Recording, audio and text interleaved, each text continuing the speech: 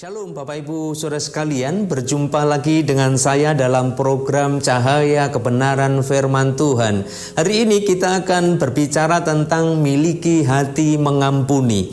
Bapak Ibu Saudara sekalian, saya percaya dalam setiap gerak langkah kehidupan kita, seringkali kita bergumul, seringkali kita mengalami satu perubahan-perubahan dalam hidup, di mana setiap kehidupan itu pasti ada gesekan-gesekan, baik di dalam organisasi, baik di dalam kelembagaan agama, baik di dalam dunia pekerjaan, rumah tangga, dan lain sebagainya. Hal mengampuni itu firman Tuhan katakan kita harus miliki sebagai anak-anak Tuhan.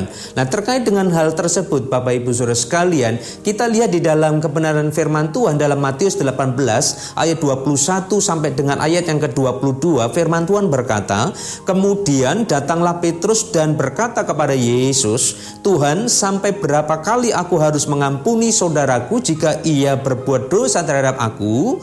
Sampai 7 kali?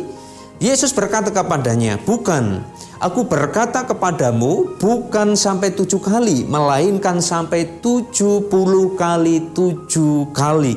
Nah, saudaraku yang dikasihi Tuhan, ternyata perintah Tuhan Yesus hal yang luar biasa. Setiap kita harus mengampuni 70 kali 7 kali.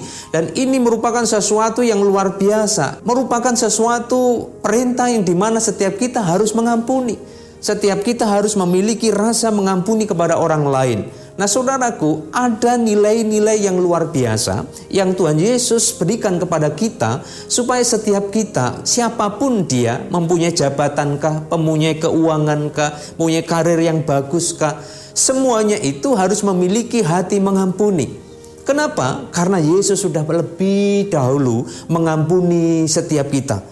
Maka ketika kita menjadi murid-murid Yesus, menjadi pengikut Yesus, kita juga harus seperti Yesus, mengampuni orang yang bersalah kepadaku. Maka Petrus dalam ayat yang ke-21 berkata, saya harus beberapa kali mengampuni orang yang bersalah kepadaku. Apakah 7 kali? Tetapi Yesus berkata, tidak, bukan. Tetapi kamu harus mengampuni 70 kali 7 kali.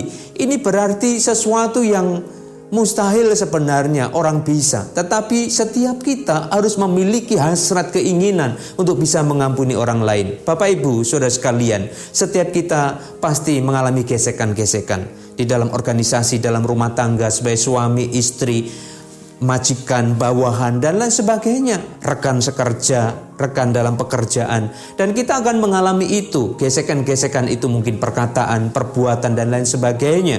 Mungkin itu menyakiti hati kita, tetapi kita belajar memang untuk mengampuni. Saya juga hari ini belajar, saudara, bisa mengampuni orang yang mungkin melukai hati saya, yang mungkin juga menyakiti hati saya, tetapi saya berusaha dan berusaha dengan semaksimal mungkin untuk saya bisa mengampuni orang yang mungkin mendukakan hatiku, tetapi aku hari ini harus mampu dan harus bisa, saudara. Olehnya itu Bapak Ibu Saudara sekalian, maka firman Tuhan jelas, setiap kita harus bisa mengampuni. Sesulit apapun, sepahit apapun, kita berusaha sedikit demi sedikit. Saya bukan orang yang sempurna, tetapi saya juga berusaha untuk bisa seperti Yesus teladankan bagi hidup saya. Untuk saya juga bisa mengampuni orang lain. Sulit memang Bapak Ibu, sakit untuk bisa mengampuni itu. Kadangkala tersayat hati kita, pilu hati kita. Tetapi hari ini firman Tuhan jelas memberikan pencerahan bagi kita. Kita bisa mengampuni orang lain, saudara. Sesulit apapun, sepahit apapun, saudara. Dan memang setiap kita punya ego. Masing-masing kita punya keinginan, seolah-olah kita punya harga diri, derajat, sehingga kadangkala ego yang besar itu kita tidak mau memperlihatkan untuk kita bisa mengampuni orang lain, bisa mengasihi orang lain, saudara. Ini terlihat baik anak-anak Tuhan, hamba-hamba Tuhan, walaupun itu pendeta, walaupun dia itu seorang majelis dan lain sebagainya, kalau dia tidak mempunyai hati yang pecah, hati yang hancur di hadapan Tuhan, sulit untuk bisa mengampuni orang, saudara. Maka hari ini diperlukan kerendahan hati, diperlukan ketertundukan di dalam Tuhan. Gak usah kita bercuap-cuap, banyak bicara, tapi lakukan sesuatu yang real, yang nyata, yang itu menjadi berkat bagi orang lain, saudaraku dikasih Tuhan. Bapak Ibu, inilah yang harusnya menjadi cerminan sebagai anak-anak Tuhan, yang sekali-sekali kita juga harus berpikir bahwa setiap kehidupan ini ada lika-liku kehidupan yang kadangkala pahit, di dalam hidup kita. Tetapi kita harus belajar seperti yang Tuhan Yesus ajarkan bagi kita untuk kita bisa mengasihi dan juga bisa mengampuni orang lain. Kalau kita bisa mengasihi, pasti kita bisa mengampuni, saudara.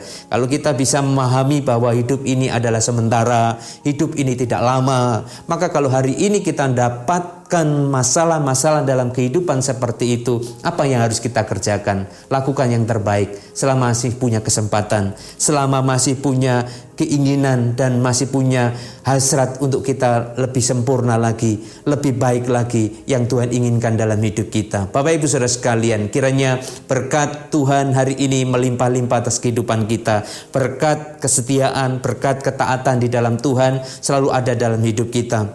Dan hari ini mungkin saudara-saudara meneteskan air mata, kadangkala pilu hati karena keadaan-keadaan yang seringkali menghantui kehidupan Bapak Ibu Saudara sekalian. Tapi percayalah, Tuhan Yesus memerintahkan kita untuk kita bisa mengampuni orang lain. Dan apa salahnya kita mengampuni? Walaupun itu juga sulit, tetapi tidak ada yang sesulit apapun kalau kita bisa dan berani dan mau mempunyai keinginan yang besar untuk bisa mengasihi dan mengampuni orang lain. Kiranya miliki hati mengampuni, dan siapapun dia, ampunilah mereka. Karena apa yang mereka perbuat terhadap diri kita itu adalah urusan Tuhan, dan Tuhan punya urusan dengan kita.